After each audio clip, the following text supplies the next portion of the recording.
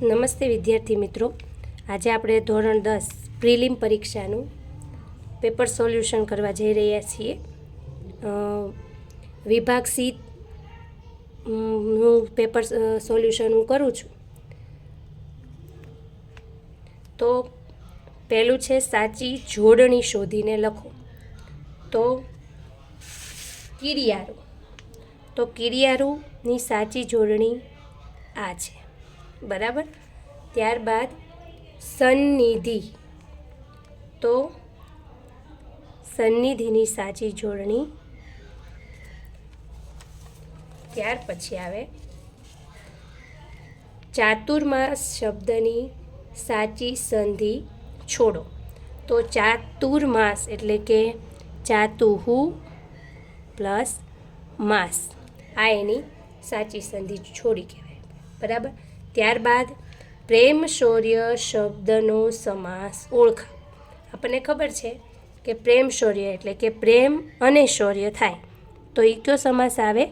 દ્વંદ્વ. ત્યારબાદ 36મો આપણો પ્રશ્ન છે કે બંને શબ્દના જોડણી ભેદ અને અર્થભેદ. તો સાજ એટલે થાય શણગાર અને સાંજ એટલે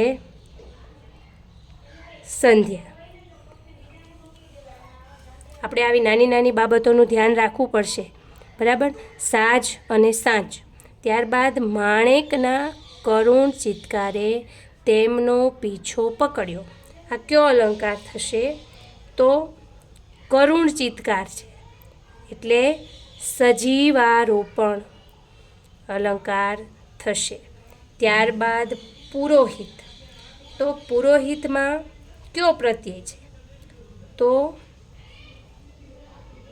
પૂર્વ પ્રત્યય આવે.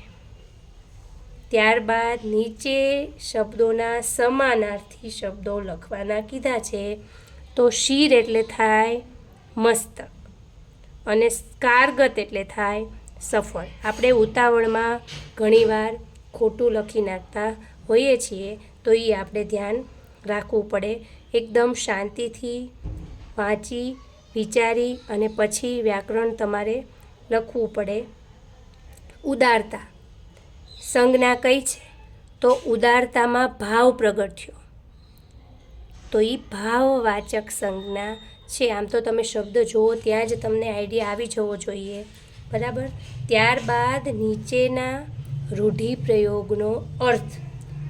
તો દાવ પેચ રમવા, એનો અર્થ આપણે કરીએ યુક્તિ પ્રયુક્તિ કરવી, બરાબર. ત્યારબાદ કહેવતનો અર્થ. તો નહીં ઘરના કે નહીં ઘાટના એટલે કે બંને બાજુમાંથી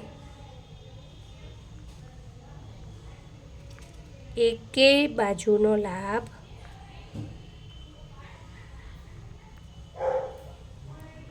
ન મળવો.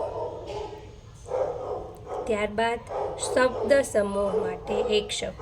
તો શબને ઓઢાડવાનું લુગડું હોય એને આપણે કફન કહેવાય, બરાબર. પછી શ્યામનો વિરોધાર્થી, શ્યામ એટલે કાળું થાય, તો ધવલ એટલે સફેદ થાય. કર્તરી. તો જશોદા મૈયાથી, કર્તરીમાં શું આવે? જશોદા મૈયા એ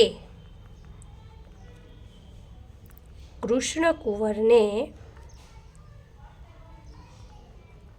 શણગાર્યા. આમ લખીએ તો ભાઈ ચાલે, બરાબર. તળપદ આ શબ્દનું ખોભણ એટલે આપણે પાઠમાં આવે છે, ખોભણ એટલે થાય ગુફા. ત્યારબાદ વિશેષણ ગોતવાનું કીધું છે, બરાબર. નીચેના વાક્યમાંથી વિશેષણ શોધી અને તેનો પ્રકાર. તો શીલવંત સાધુને, તો શીલવંત છે એ વિશેષણ છે, પણ એનો પ્રકાર કયો છે? ગુણવાચક, ગુણ દર્શાવે છે શીલવંત. ક્રિયા વિશેષણ. તો એની ઉંમરના છોકરા સાથે જરા ભળવા દ્યો. તો જરા એટલે ઈ થાય પ્રમાણવાચક. ત્યારબાદ સૌંદર્ય શબ્દના ધ્વનિ શ્રેણી છૂટા પાડવાના કીધા છે. તો સૌંદર્યની ધ્વનિ શ્રેણી છૂટી પાડો. તો સ ખોડો આવશે, ઓ ન દ ર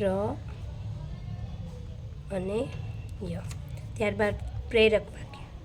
તો સંજય નીરેન પાસે સેનેટોરિયમમાં બુકિંગ કરાવશે. પ્રેરકનો મતલબ થાય બીજા પાસે કરાવવું. બરાબર. તો હવે આપણે આગળનો જે વિભાગ ડી છે અને વિભાગ એ બી છે એ પણ સોલ્યુશન કરવું જ છે. તો કાલે હું એનો વિડીયો પણ બનાવીને મૂકીશ. ચલો, થેન્ક યુ. વિડીયો સારો લાગ્યો હોય તો લાઈક કરજો, શેર કરજો અને ચેનલને સબસ્ક્રાઈબ કરવાનું ના ભૂલશો. Thank you.